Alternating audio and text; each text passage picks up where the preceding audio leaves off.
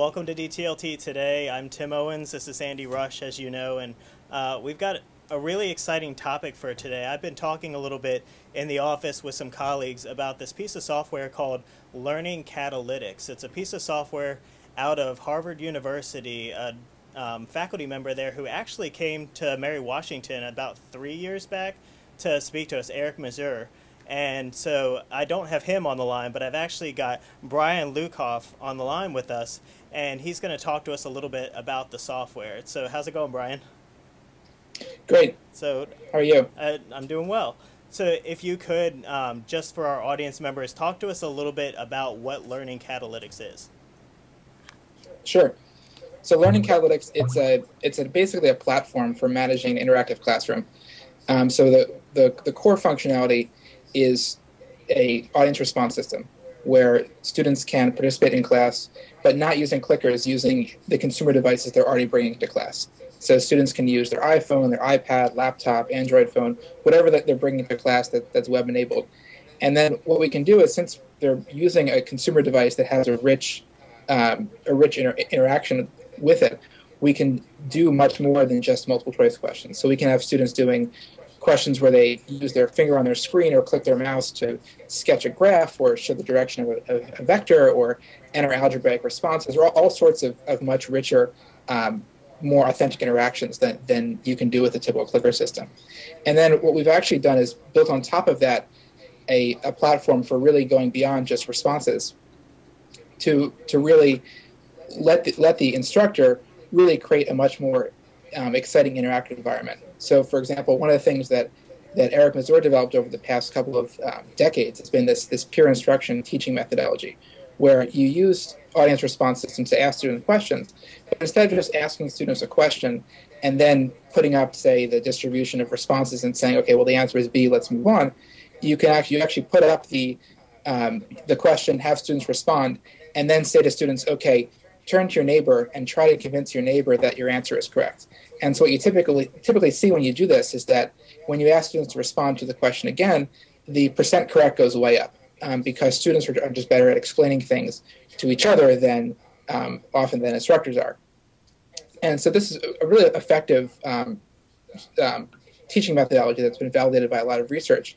And we realized that with these consumer devices, we could actually integrate audience response technology with a system that let us go beyond what we could do before with peer instruction. So, for example, instead of saying to students, okay, turn to your neighbor and try to convince your neighbor that your answer is correct, we could actually have the system take control of that interaction and have the system automatically group students into groups to really optimize the productivity of those discussions. So, for example, we can group students based on their response patterns so that we're going to group Bob with Steve on his left if we think Bob and Steve are going to have a good conversation, or we'll group Bob with Joe on his right if we think they'll have a good conversation.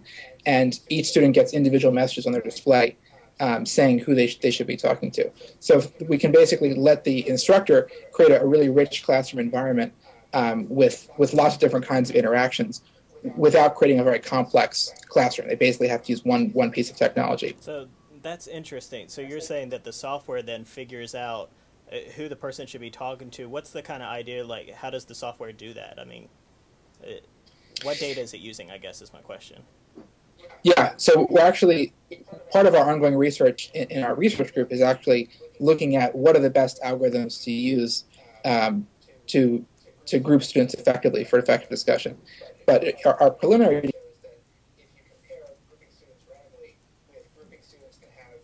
answers, even if they're both wrong, just grouping students with different answers leads to a huge gain in productivity. Mm-hmm. So, and our system is flexible enough that we can, as we do more research, we can encode into the system different kinds of grouping policies. That's awesome. So the software knows where the students are sitting. I think there's like a seat chart. Is that basically it, where the students say where they're sitting, or how does that work? Exactly. So as the instructor, at the beginning of the semester, you can go into the system and use a little drag and drop tool to show what the layout of your classroom looks like. And then every day when students come in and they log onto the system, they either enter the seat number they're sitting in if your seats are numbered, or they can just look at a seating map, and just like they would pick an airline seat if they were picking a flight, they can sort of show us where they're sitting. And then that lets us do the grouping because we'll only group students that are sitting adjacent to each other. So there's not this sort of chaos of students getting up and walking around the classroom. But what we can also do is we can also show the instructor, after students have responded, regardless of whether or not you do the grouping, you can see as the instructor what the distribution is around the room of correct and incorrect responses.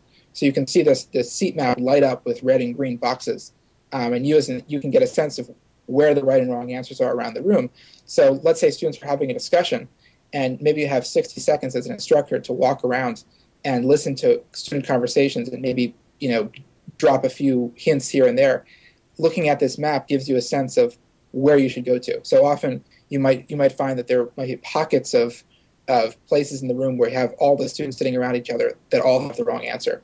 And so that might be a place you might go to when students are having a discussion, to just maybe drop a hint or listen to what students are saying so you can get a sense of what the real misconceptions are.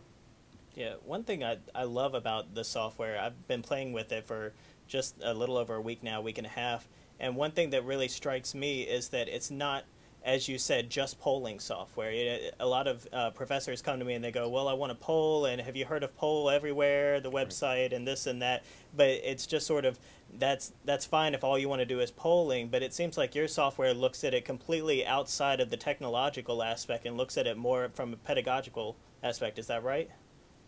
Yeah, that's been our guiding philosophy all along, is that we really want to design something that has a pedagogy behind it. It's not just a cool technology. So Eric obviously has a lot of education work behind him. I come from technology, but also from the world of education as well. So we both really wanted to, we all wanted to build a system that would really have a solid pedagogy behind it, and would really be something that would be useful for teachers and not just sort of a gee whiz, isn't this cool technology? And tell me a little bit. So you mentioned Eric. How is Eric using this in his classes now, and how long has it been in use at Harvard? It doesn't feel too much like beta software, to be quite honest. I've been using it for a little bit, and it feels like you've been using it for a while now, and you're just now starting to get out in the public. What's the history behind it? Thanks. Yeah, it's actually it's relatively new. We started developing on it last fall. And last spring, we piloted it in Eric's course, an introductory physics course here at Harvard, and got a lot of interest from people who came to observe the class, and just people who we were talking to. We had a lot of success with it during the course in the spring, and no problems running it. So we realized that we were at a point where we could start to release this to other institutions. And how many institutions do you think are using it right now, roughly? Well, so we're kind of, we're in the in-between period because we're still in the summer. Right. So, right this second, no one, because it's still the summer. Right. But we have some institutions signed up who'll be using it in the fall at different levels, both higher ed and then also in K-12.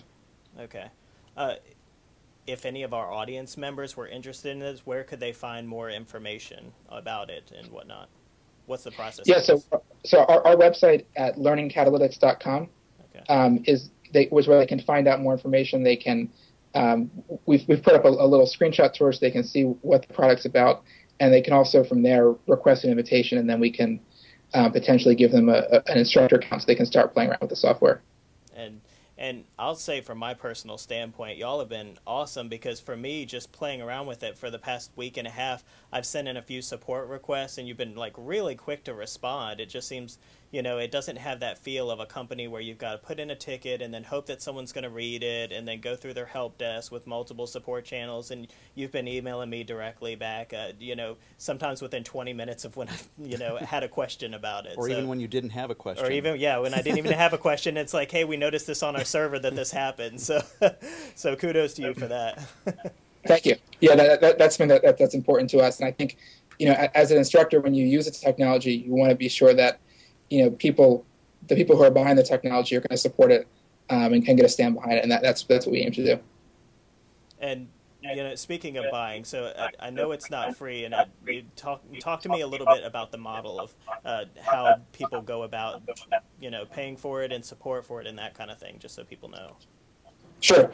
Yeah, so the model that we've set up is that instructors can sign up for free, and any number of instructors can use it for free. And then the idea is that with a free instructor account, what you can do is you can go and you can, as you've seen, you can create questions.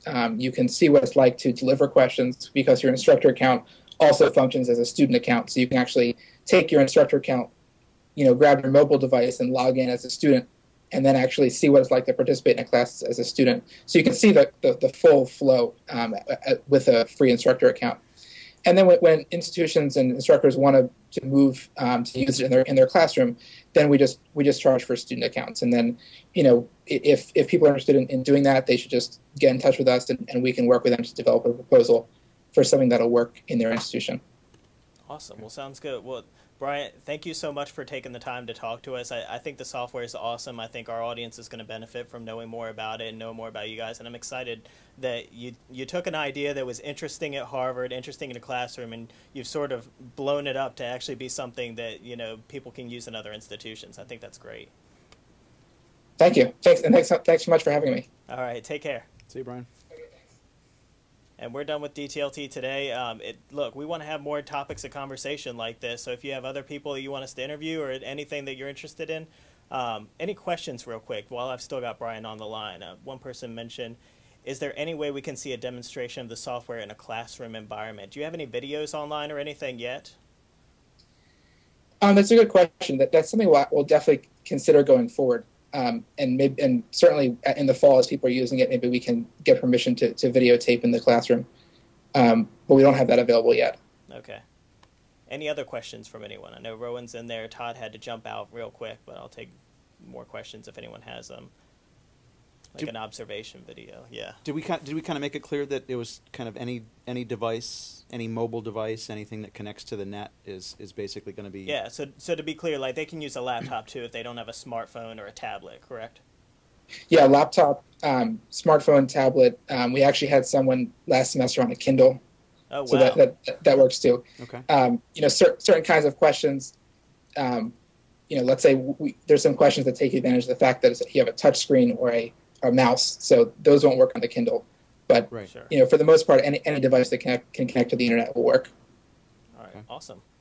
Well, I think that's all the questions. Again, thank you, Brian, for joining us, and thank you everyone out there for watching along. You've been watching DTLT today, and you'll catch us every day at 4 p.m. Thanks a lot, y'all.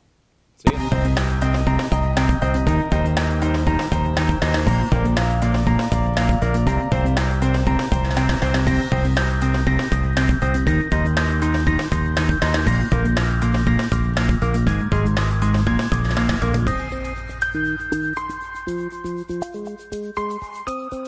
Thank you.